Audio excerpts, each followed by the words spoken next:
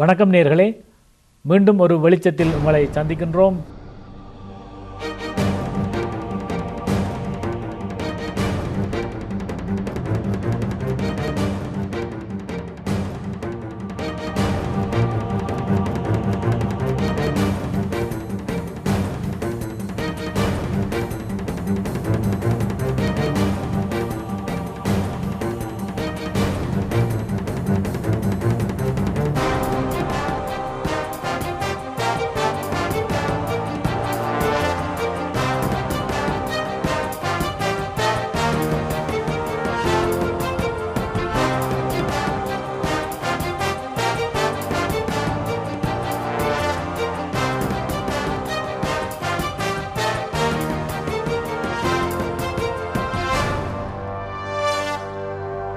இன்று எங்களுடன் ஆஸ்திரேலியாவிலிருந்து வருகை தந்திருக்கின்ற டாக்டர் பிரையன் செனிவரட்னா அவர்களும், எங்களுடன் கனடாவிலிருந்து பேராசிரியர் சந்திரகாந்தன் அவர்களும் கலந்து கொண்டிருக்கின்றார்கள்.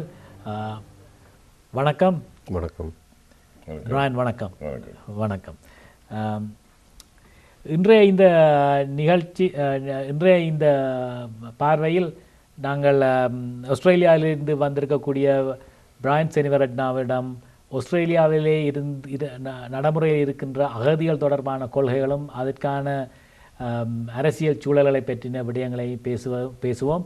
அதே நேரம் தொடர்ந்தும் இலங்கையிலே இன்று இப்பொழுதெல்லாம் புதிய அரசாங்கம் வந்ததுக்கு பிற்பாடு ஏற்பட்டுள்ள மாற்றங்கள், அது எந்த விதத்திலே தமிழ் மக்களுக்கு உதவி செய்கின்ற என்ற அரசியல் நிலைப்பாடு தொடர்பாகவும் பேச இருக்கின்றோம்.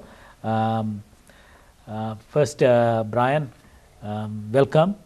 And I know you must be sleepy now because you were traveling for how many days you were traveling? More than 20 More hours. importantly, TBI always wakes me up. Okay. Even when you were there, we were doing that. Thanks for that. First of all, very recently we heard a lot of news about asylum seekers and their issues in Australia. Australian government was planning to move all these asylum seekers to some other country, and finally it was not happened. Can you shed some light on this issue and how all these things came about? Yes. My point is this. Australia can do what it wants with asylum seekers. They can drown them, they can rape them, they can kill them, they can do what they like, but they got to first quit the UN Asylum Seeker Convention. They got to quit the International Covenant of Civil and Political Rights, the rights of the child, and even the Universal Declaration of Human Rights, because that's what they are violating. What I object to is for a country to sign these international conventions and then go and violate them. And if they do, as I've said, protest we must, and we will. I think that Australia's treatment of asylum seekers is the worst in the world. You see, we're the only country in the world that uses that word mandatory. That means that if an asylum seeker comes for a decision, whether he's an asylum seeker or not, to a court, the judge has no option but to send him for detention. Then why have a court at all? I mean, it is illogical, and it sets a very bad example to the rest of the world, apart from being an outrageous violation of human rights. They are sent, and I've got other personal reasons too. I'm a physician, a consultant physician. I have a right to visit any part of Australia.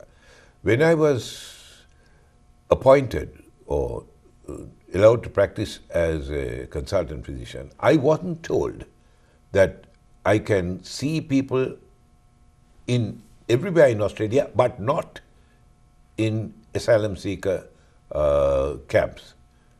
Then they'll have to reclassify me and say, no, you're a partial specialist. You can see only people that we want you to see, but not asylum seekers. So I've taken this very strongly. And I said, I'm sorry, I have the right to go into asylum seeker, talk with them. Unfortunately, I can't speak Tamil, and I got to take an interpreter and go. And as soon as the asylum seekers recognized that I am a cousin of the previous president, or one but the previous one, Chandrika Kumartunga, they stopped talking.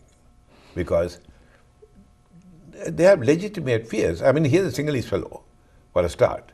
Worse still, a member of the Vandaranayak family, coming and asking us, how did we come here? Were you raped? Did your boat nearly sink? So I'm having that problem. But despite that, in a book that I have published called Sri Lanka Sexual Violence of Tamils by the Armed Forces, I have actually published accounts from asylum seekers, despite the difficulty in getting such permission. I would say that Nauru, I don't think you know where Nauru is. Nauru is an island made of bird droppings. I mean, these seagulls have excreted, and that has got solidified over hundreds of thousands of years.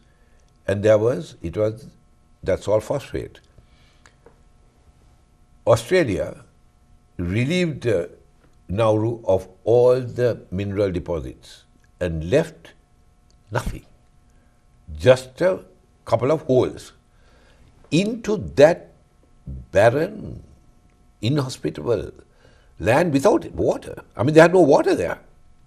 They made a camp, and that's where asylum seekers, including Tamils and children, are being sent. Manus Island is worse. That's in Papua New Guinea. They're dreadful places. Christmas Island. There are thousands of asylum seekers there.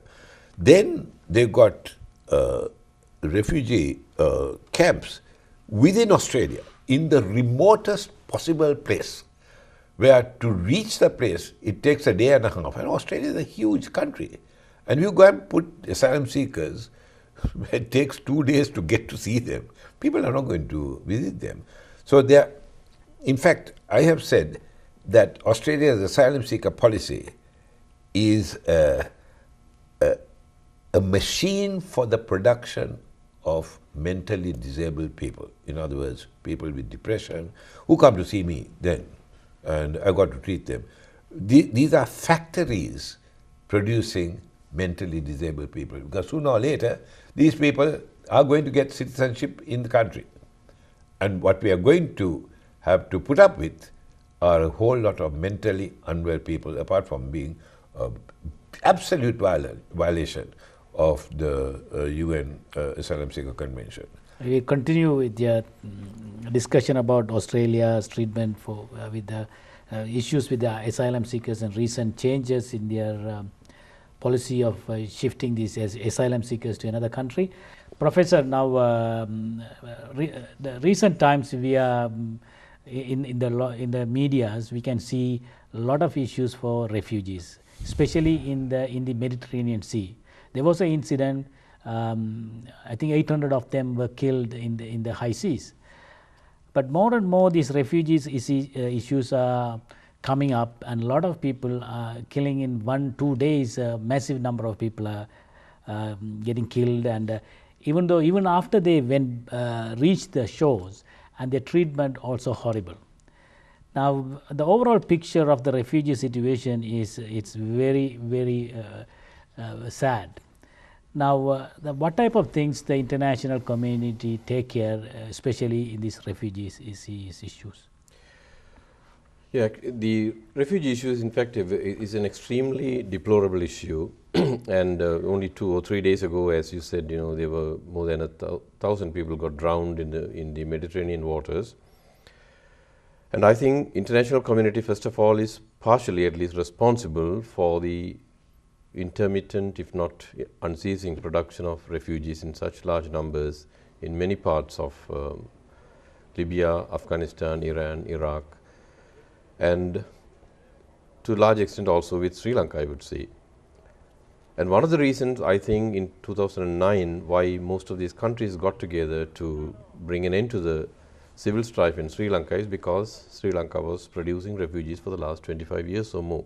And Germany, France, Italy, United Kingdom, Canada, United States, and many other countries felt they should put an end to it because the refugee problem might steadily grow, and it might come to a stage where they may not be able to control it and so on.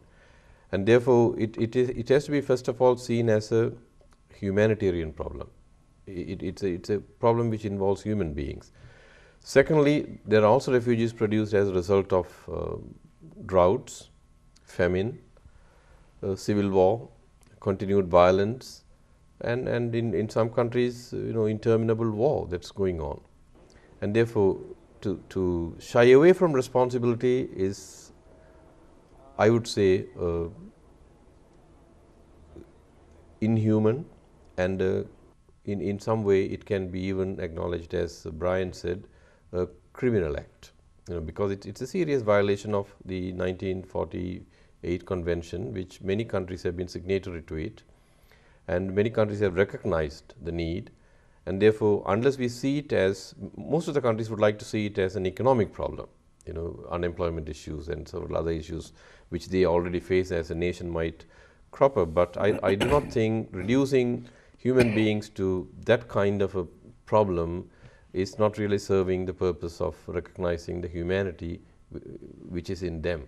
And therefore, the responsibility as much as the duty of countries to recognize primarily this issue of refugees as a human problem. And as I saw recently a poster which has the picture of Einstein in it, and it says, a bundle of things is not what a refugee brings to his country when to his host country when he seeks asylum. And Einstein is a refugee. That was the poster. So, until and unless we recognize that fact, these are human beings who have made this horrible decision to depart from their land, to come out of their land, and therefore to find a new home. They themselves personally declare themselves to be stateless and come seeking the protection of another state. And I think if you go back into history, how many countries go into other countries with legitimate passport, visas, and other requirements? When go back into 14th century and analyze it, it's an issue of conscience as well. It is true, because when these foreign invaders coming to our countries, they didn't get the visa from our rulers. Yeah. So they just invaded and they took our wealth and everything, and they put the country in a mess. So Brian, I know you did a lot of work, even though you are a Sinhalese. Secondly, you are very close blood relative to the ruling regime of Sri Lanka. And even though you are very much involved in the Tamil issue, you are in the front line to get justice and freedom for Tamil people. Not only you are doing a lot of political activities, you have published a book very recently. This book actually, it contained a lot of information inside of the refugees, especially the sexual violation of Tamils by the Sri Lankan armed forces. I see there are a lot of books about Sri Lankan issue, but about this one, a special book about the sexual violation of Tamils by Sri Lankan armed forces. It's I think, very first book. And can you tell something about this book? Well, about the only intelligent thing I've done in all these years of campaigning for the Tamil people was to produce that book just at this critical time. Suddenly Mr. Ban Ki-moon has woken up to the fact. There is sexual violation occurring. I don't know what Mr. Ban Ki-moon was doing all these years. He must have been asleep, because just recently, just in the last month or so, he has said that there is sexual violation of Tamil people. For goodness sake, there is a Tamil girl or woman, or for that matter, boys and men, raped every 90 minutes. Those are the reported cases. And those are things that I have brought out in that book. It's an extraordinarily important point, and it's the sort of situation that people are fleeing from. There are a couple of things to pick up on what Father here said just now about economic refugees. People do not know that East Timor is one of the poorest countries in our area. When I say our area, I mean Australia. And not a single East Timorese comes as a refugee to Australia. Why? Because they are not being persecuted, they are not being raped, they are not being murdered, and they don't disappear. I was, in fact, invited to Malaysia, not once, twice. Once when I was returning from Canada, after receiving some genocide education thing, maybe 7 or 8 years ago, and asked to deal with the push factors that made people leave Sri Lanka. I think this is a critically important thing, not just where Sri Lanka is Australia concerned, but where the rest of the world is concerned. What are the push factors? What is it that makes Tamils leave in leaking boats and then sink to the bottom of the ocean? And I was deported from Kuala Lumpur, and 4 years later from Singapore. I don't go to Singapore, I don't want to go to that wretched country. I was only trying to cross the border to get to Johor, rather than, because it's so easy to do. I was deported from Malaysia and from Singapore. And what is the crime that I committed? That I was going to deal with the push factors that made Tamils leave Sri Lanka. And if you can't discuss this in a sensible way, what is the whole argument? I can't find any sense in the thing, nor for that matter can I see any sense in preventing asylum seekers from working. As he rightly said, they're not just a bundle of people. Some of the asylum seekers that I have met in Australia, particularly from the north and the east, not that they are any different in the rest of the country, are some of the hardest working human beings on this planet. I mean, I got a couple of them working on our land. I have a fight with them to stop them from working. They are used to very hard work, and they want to prove themselves. And the Australian government won't allow these people to work. They pay them $100 or whatever, $200. And when they say, we don't want the money, we want to work, they say, no, you can't go to school, you can't work. All you can do is to stay. But they go mad. I think the whole thing is completely stuffed up. And as he says, it is a humanitarian problem. And if you lose sight of that, all this, Australia is a Christian country, this is all nonsense. What sentence in the Bible said that we shall treat fellow human beings in the way that they are being treated? This is all nonsense, really. Yeah, Professor, in Canada, the majority of the Tamils came as refugees and their relatives, parents or siblings. But if you look at this, their development from the time they arrived to Canada and now, as Brian put it, they are very hardworking people. Our community excel in all sort of fields, medicine, engineering, business, you name it, our people are there.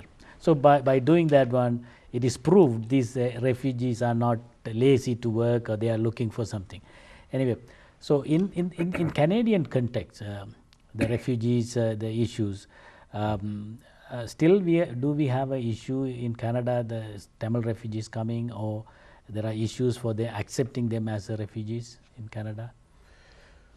From what we read in the newspapers, as much as what I hear from some lawyers, there are issues, in fact, of granting them refugee status. But at least Canada has the policy is, I would say, more broad compared to other countries in recognizing them first and then granting them a place to stay, granting them also, most of them get their work permits. However, I think there are some very deserving cases which have been misrepresented or whose cases have been misunderstood. There is much to be desired in the system which needs to be, I think, complemented, if not corrected even, and that would help not only for the Tamil refugees but for from any country. We cannot have a policy in Canada, one for Tamils and one for the others. It's a common policy, and Canada has, as much as possible, I think, tried to go by the Geneva Convention, and that definition still serves as a base. But I think time has come even for Geneva to redefine the definition, because factors which were not known at that time, and most of the clauses that are in the Convention refugee definition, in fact, was drawn from what happened at the Holocaust and afterwards in Germany, and that served as the basis both for the definition of a Convention refugee claim and also for human rights. In the last 60 years or so since we had that, I think the humanitarian condition, the situation, as much as global situations have grown by leaps and bounds, and therefore we need to have a convention which should redefine according to what is happening and what is taking place in many countries. And for example, until 1989, there were also anyone who was from certain countries were designated as refugee producing countries, and most of them belong to the Eastern Bloc, if not so-called communist bloc. Now that problem is over, but the definition which was given at that time, in fact, served that purpose better than the refugees who were produced as a result of civil war, for instance. And therefore, I feel that time has come for us in the 21st century to have a broader definition, which would include the so-called democratic nations which have been in the forefront of producing refugees as a result of denying the most basic of human rights and fundamental rights: the right for language, the right to associate, the right to move around from place to place. We did not have that in Sri Lanka for the last 20 or 30 years. If you're a Tamil, you cannot associate with another Tamil. You cannot have the freedom of expression in your own language. If you're in Colombo and if you speak Tamil, you can be arrested immediately. I live there and I know it, therefore. So things have changed, and therefore I think they demand a completely different definition of what we mean by refugee in the 21st century. There's a very important point which you may or may not know, that in Australia, there's now a tendency, it has been happening quite commonly, where the boats carrying the asylum seekers come towards Australia and they are grabbed outside Australian territorial water. That is piracy. If you grab a boat or its contents outside your territorial waters, that's an act of piracy. So what our Navy is being asked to do is to act as pirates. Secondly, they are being turned around in international water, mind you, by the Australian Navy and then handed over to the Sri Lankan Navy. I mean, that is absurd. I mean, they are fleeing a murderous regime, and Sirisena's regime is no less murderous than Rajapaksa's, except it is done in a subtle sort of way. We can discuss that later if you want me to. But to hand over refugees and asylum seekers to the country, to the navy of the country from which they are fleeing, is outrageous.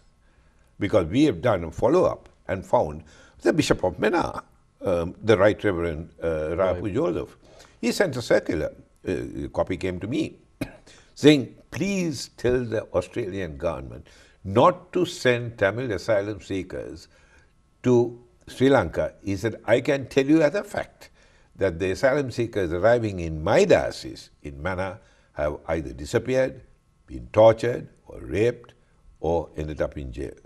For goodness sake, tell them not to send them back. I went actually to see an asylum seeker the other day who really wanted help to kill himself. He said, if I go back to Sri Lanka, they're going to kill me. You might as well die right here. Just tell me, how can I kill myself? Actually, yesterday in the medias, one of the Middle Eastern refugees said, why you took so much of risk to cross the Mediterranean? He said, dying in Syria, he came from Syria, dying in Syria is guaranteed, you will die. They will kill you anyhow and torture you, kill you. They will rape your wife and torture your children. And this is going to happen, I know 100%. But trying to escape from there, I have a chance to survive. And my family have a chance to survive. That's what I am doing. And that point of view actually reverberated in UN, and the UN refugee, head of refugees organization. Now he is a little bit tough on that issue with European Union, how to handle their refugees. There must be they let them die, like what Australia was doing. And you brought an interesting story about the Norwegian ship and Tamba. Can you tell about that incident? Yes, there was about 450 Afghan refugees who were coming towards Australia. And the boat was literally breaking up. And the Mayday call went. And a Norwegian ship called Tampa, MV Tampa, rescued these people. And otherwise 400 something odd people would have died. And they were coming to the nearest landmass, which was Australia, under John Howard. And Howard said, if you bring these people to Australia, we will treat you as a people smuggler. And Captain Rienan, the Norwegian skipper, said, okay, you want to charge me as a people smuggler, go ahead, but I'm still coming. I'm going to break the barrier and drop this lot in Australia because I can't take them to some other country, which is what he was asked to do, because I haven't got room on this ship for 450 people. 50 people, you know, I mean, this is just absurd. You're just going to kill the whole lot. And Norway actually took this very seriously and reported Australia to the United Nations and to the international maritime organizations. And Australia got a hammering in the international community. You see, what I say as an Australian, I'm ashamed to call myself an Australian. The sort of things that they are doing with asylum seekers and the way they are treated. You see, the other big point about seeking asylum in Australia is the lack of, you don't know when it's going to end. Am I going to get released, or am I going to get sent back? Is that going to happen in a month, or in a year, or 5 years, or 10 years? So am I going to be stuck in Nauru or Manus Island or Christmas Island for the next how many years? And what do I do in the meantime? You see, it is that uncertainty that drives people mad. The situation in Sri Lanka, it's a little bit changed, and now the changes will make this lesser refugee flow from Sri Lanka, or we don't know what is going to happen? I think one of the reasons why most of the Western countries and countries in North America were pushing for a peace deal, pushing for reconciliation, and pushing even towards an end of the war, one of the reasons is certainly to stop the arrival of refugees in their own countries. This is what I said earlier also. And in order to do that, they have achieved part of their goal of, bringing the war to an end. In spite of it, there were refugees taking extremely high risks, some of them even coming by boat all the way from there to Canadian borders, and therefore, which showed that things have not been normal there. And for all practical purposes, what we have seen in the post-war period clearly demonstrated that there was hardly any intention there to bring peace in the country, to bring the two communities together, or to put forward a meaningful form of reconciliation. Reconciliation is not something that can be imposed on a people. Reconciliation is a two-way process. You cannot plan it and put on someone as you are subjugating someone. No, reconciliation has to be done on equal footing. That's the meaning of real reconciliation, in fact. So it's reconciliation, bringing back to peace, bringing back to unity and so on. So that is, in order to do that, first you have to recognize the other as an equal. I don't think the majoritarian government in Sri Lanka had come to that maturity as yet. Brian, a professor mentioned that Sri Lankan, they have a majoritarian mentality.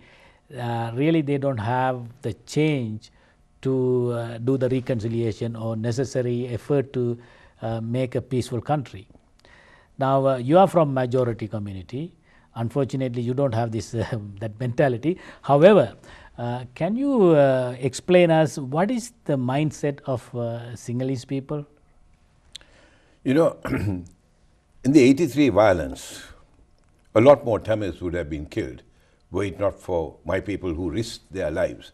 And I used to hang on to that and say my people are not as evil as is made out. But the more I think about this, the less I am convinced that that is so. I think the Sinhalese people have got the Mahavamsa mindset that Sri Lanka belongs to the Sinhala Buddhists.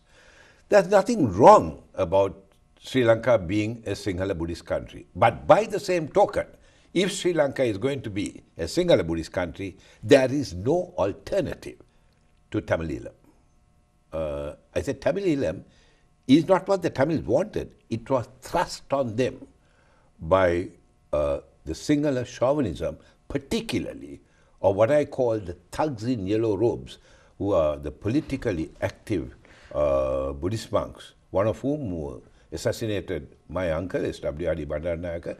And I keep saying that S.W.R.D. Bandaranaike was not assassinated by a Tamil tiger. He was assassinated by a Buddhist monk.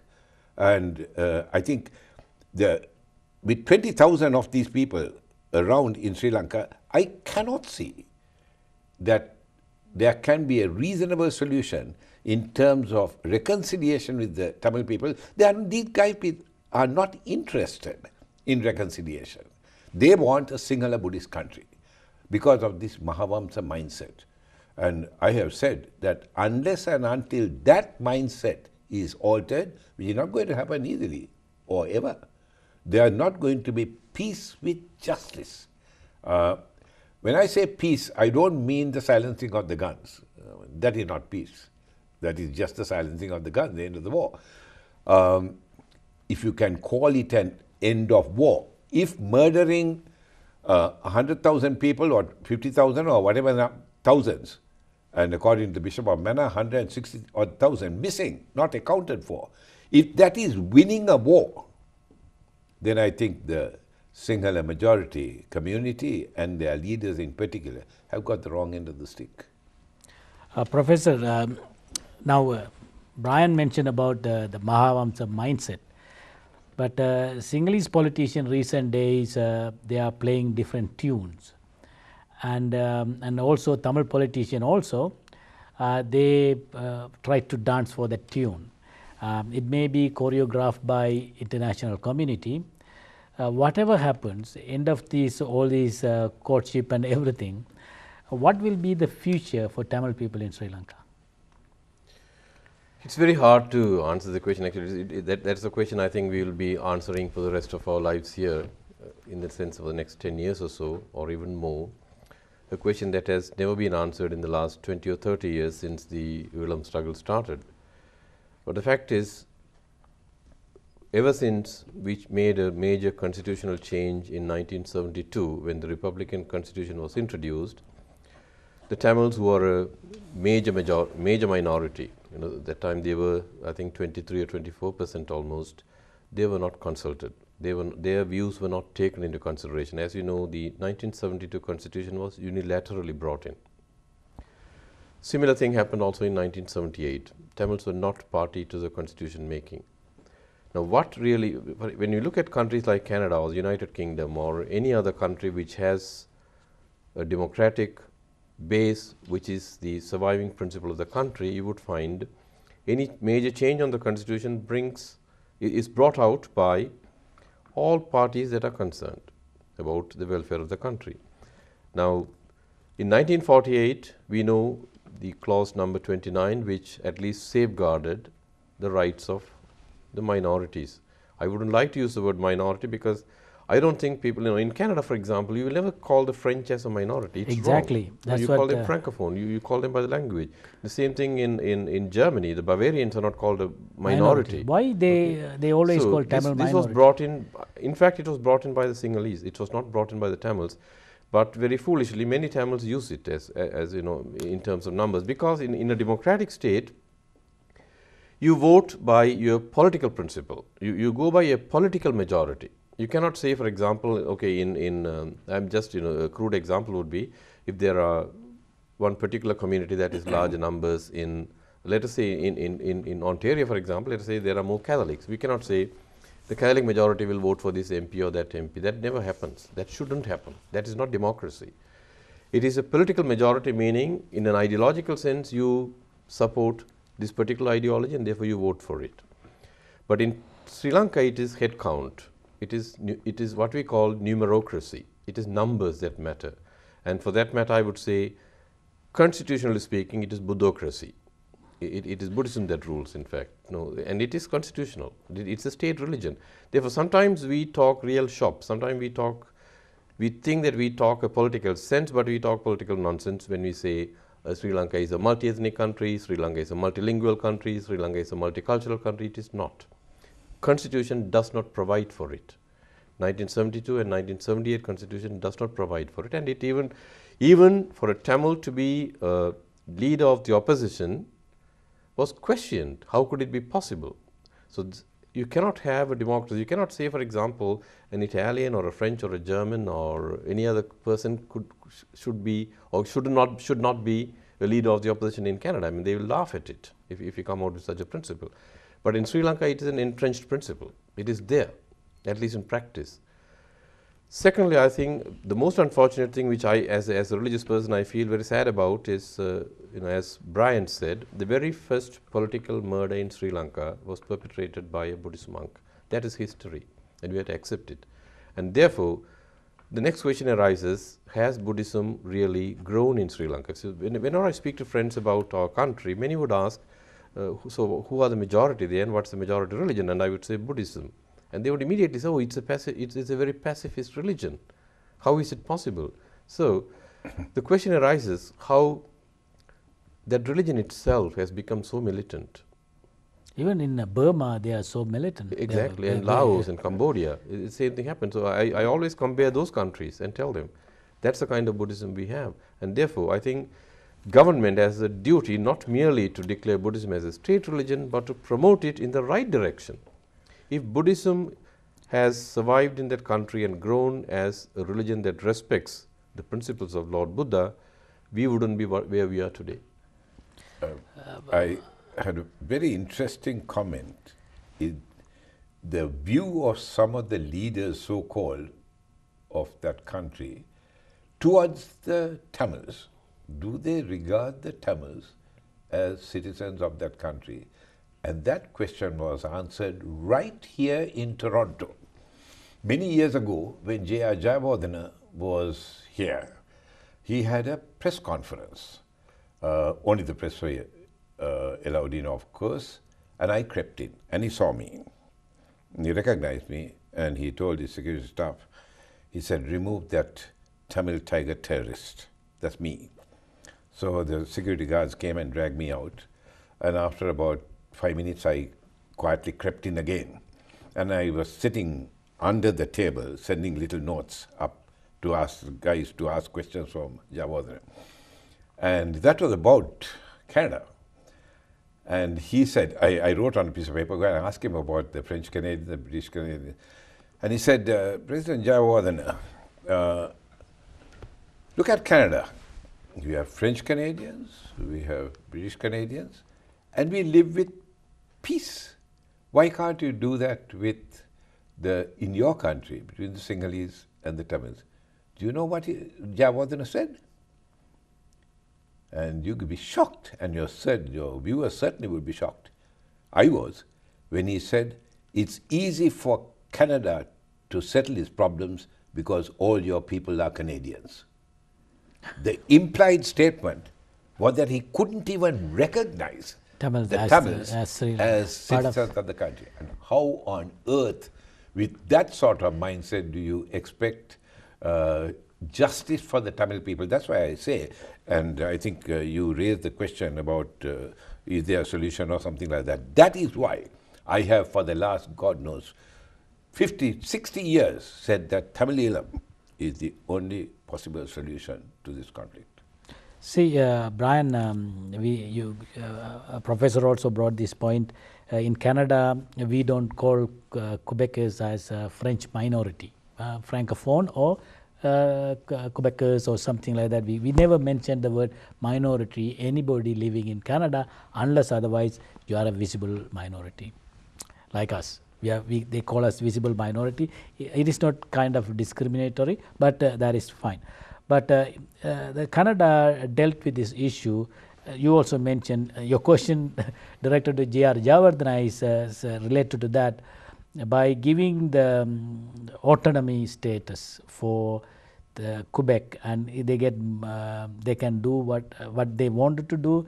The people choose their government, they run their affairs within themselves. In Sri Lanka, there are a lot of things happened. They brought this 13th Amendment. There are a lot of things went after that. But even in the 13th Amendment, I think very recently, Professor mentioned to me, you know, Bala, in Toronto, in TTC, we have police. Even TTC, our transit system, has their own police. But we got this 13th Amendment. Even we can't, as a province, we can't have police power. So even those things are creating a lot of, first time this analogy is very interesting. So what kind of solution, even though I know you are for separate Tamileelam, but other than that, if there is any way we can give self-determination for Tamil people and give proper rights, land, police and economic rights to the people? I have changed slightly over the years in a very minor sort of way. The older I become, and at 83, I should have learned something. I've changed my stance on Tamileelam. I personally want a standalone Tamileelam. And the Tamils are so hardworking, and as was shown, Christian Stocky wrote a paper, The Evolving State of Tamileelam is published. He went and saw Tamileelam functioning, the de facto state of Tamileelam. But the older I get, I find that politics is the art of the possible. And India will never allow a standalone Tamileelam. That for sure, because they worry about the breakup of India. And I, therefore, in the last maybe year, 2, perhaps 3, I've thought of Tamileelam in confederation, not with the singular government in Colombo, but in confederation with Delhi, with India, in a Pondicherry type relationship. Pondicherry has its own setup, direct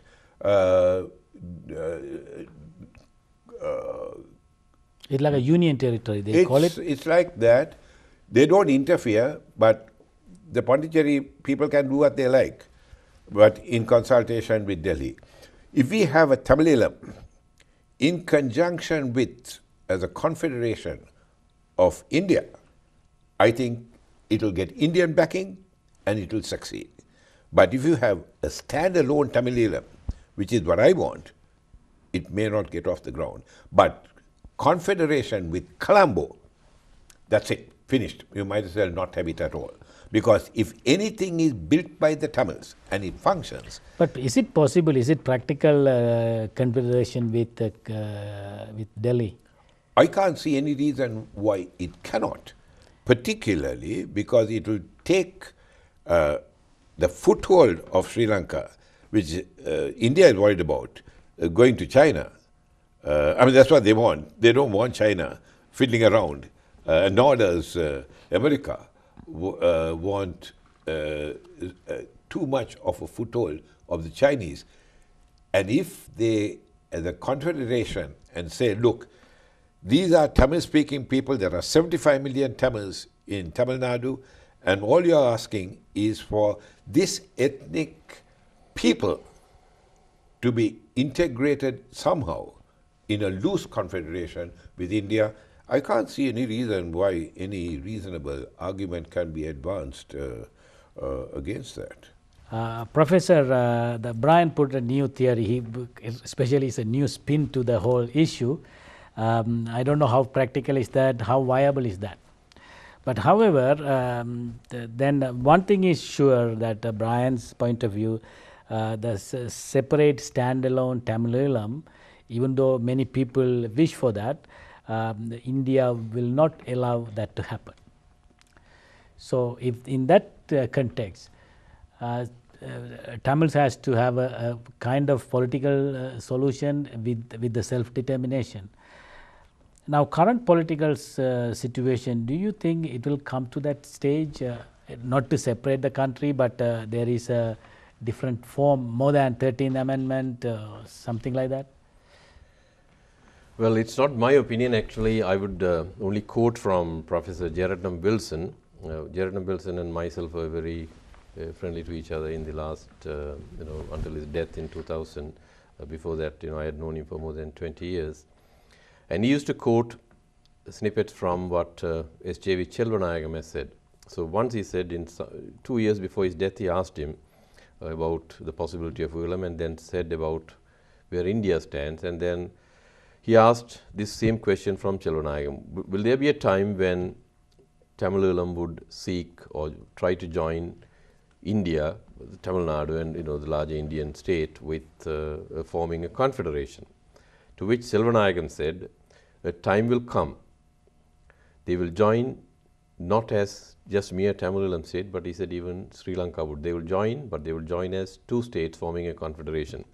Now what he meant by that, in fact, is what had taken place in the European Union, I would say. Exactly. So 50 years ago, if he had said there will be a European Union where they will have a euro dollar circulating across many parts of Europe, where they will have a passport with which you can travel any part of Europe crossing the border just by showing the passport. This was unthinkable 50 years ago, but it is a reality today. In politics, I think predictions do not always prove to be what we would wish them to be, but it does happen, and therefore by middle of this century, that possibility will be examined. I think many geopolitical factors which are pushing Sri Lanka from different directions, and the very geopolitical situation in which Sri Lanka finds itself cannot but have what Brian had said, a different alternative. You cannot, just as there cannot be a Tamilam which completely disregards India or which does not care for Indian opinion, to speak about it is absurd. In the same way, I don't think Sri Lanka can continue to have the type of authoritarian autonomy that they would like to emphasize or they would like to impress upon. It may not be possible without India's consent. And things change, and a time will come when the two countries might join as one, as a confederation. Confederation, yeah. Forming India. It's an interesting view on that one. Really, it's a good. Brian, we almost come to the end of the show.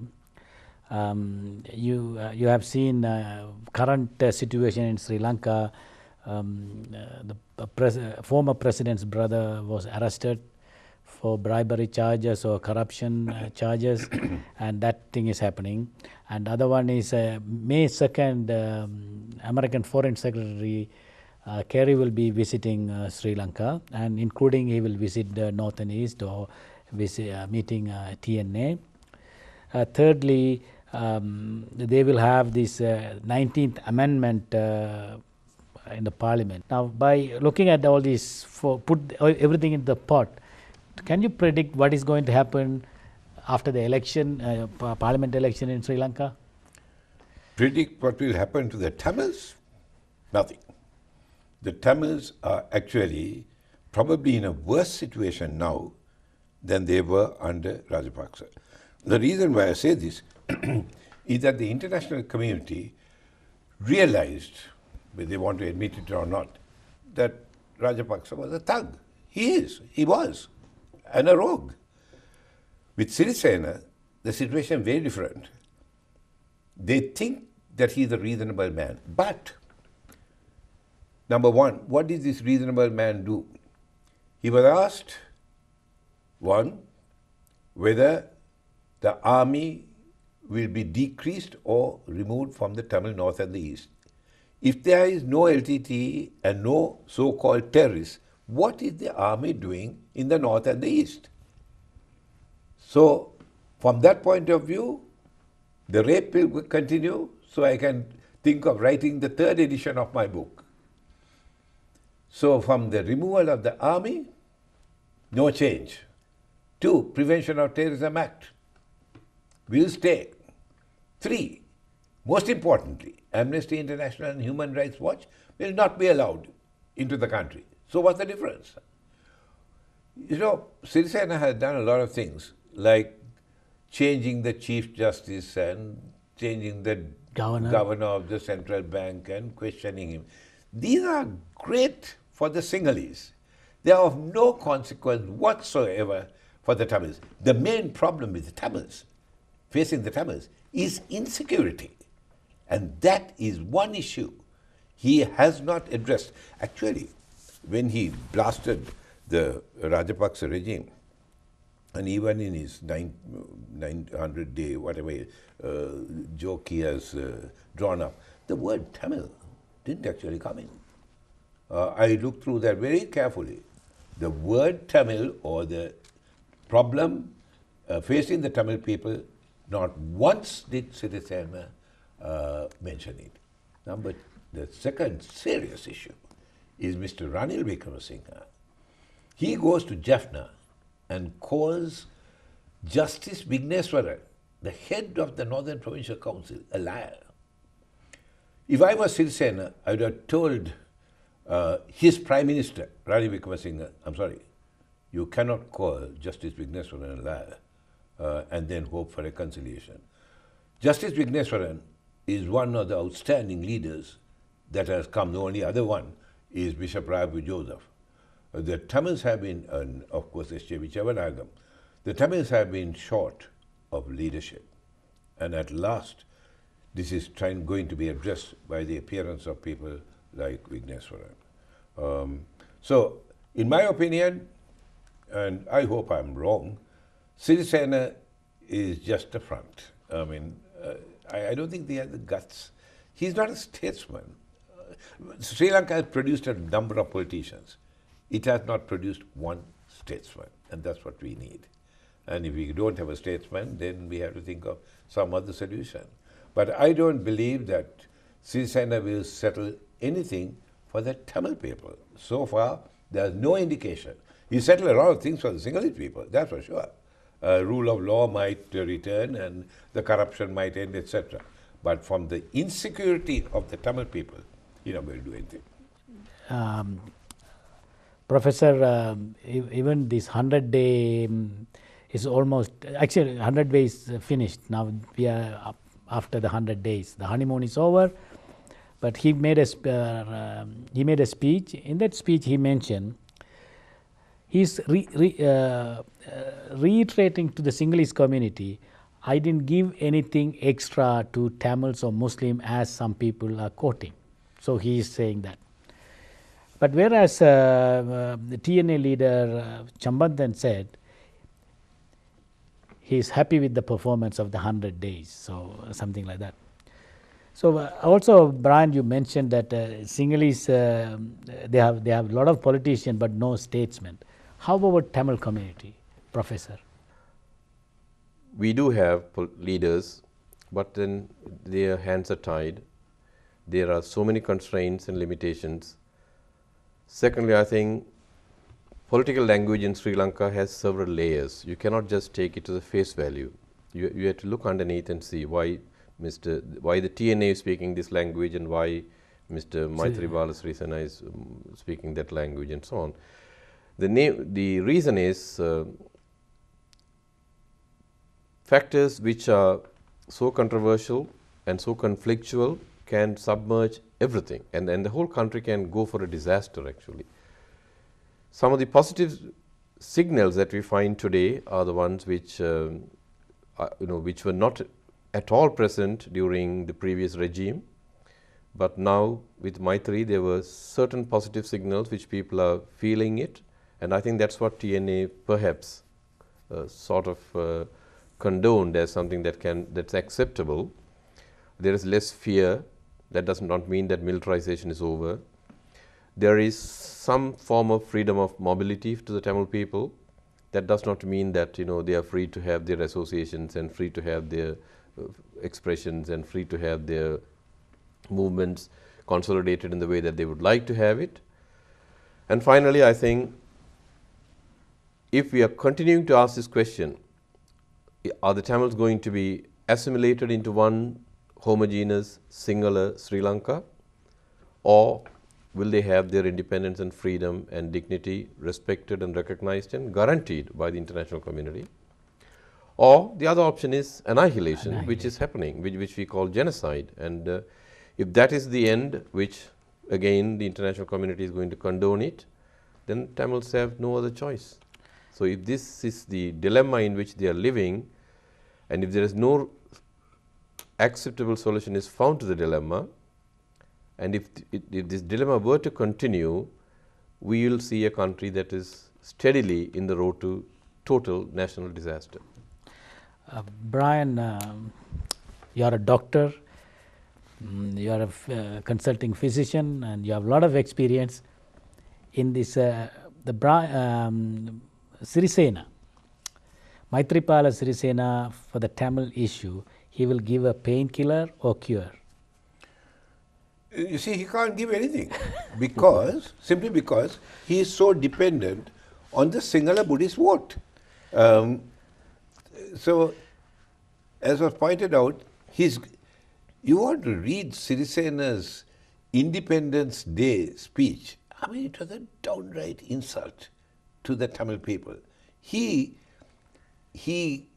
praised the bravery of the Sinhala army, a murderous army that has resulted in the international, the Human Rights Commission, actually starting an international investigation into the activities of this army. And what does Sirisena do? He praises the army, going well over the top. Not one sentence in this Independence Day speech did he talk of the suffering of the Tamil people. At least if he said, I recognize that this group of people have a major problem which I am prepared to address. He's not interested because he can't say that simply because he will lose the Sinhala Buddhist vote and probably the next election. He's talking big about winning the next election. He might actually find that Rajapaksa is the next prime minister. Yeah. Because he could have stopped it, because you may, your listeners will certainly know that on the day of the election, from the Homagama camp, he ordered the army to position themselves in Colombo to stop the counting. I mean, that is treason. His own foreign minister actually complained to, I think the CID or the police or something like that, saying that there was a treasonous act. Well, Mr. Sirisena appointed a commission to look into that. What's happened to that? Nothing. Because it's clearly the Rajapaksas and the then Attorney General and a couple of others who were actually in Temple Trees plotting a treasonous act of stopping the election should be in jail. And if he is not prepared to do that, and his own foreign minister has said that he has complained to the CID, Sirisena's credibility is in doubt. And even worse than that, I heard, and this is an hearsay, that the CID said that they had enough evidence to lock up Gotabaya Rajapaksa.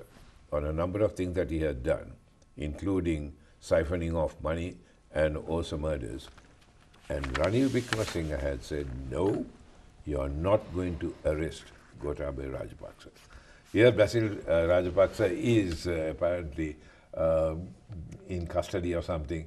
And my question yesterday, when I was addressing the Tamil people in London, I said, don't get too excited about it.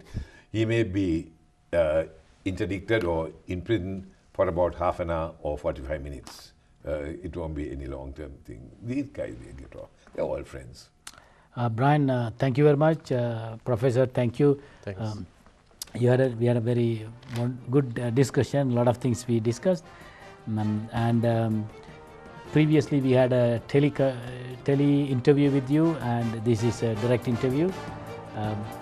Thanks for coming, and see you another time. Thank you, Professor. Thank you. We'll see you another time. Pleasure.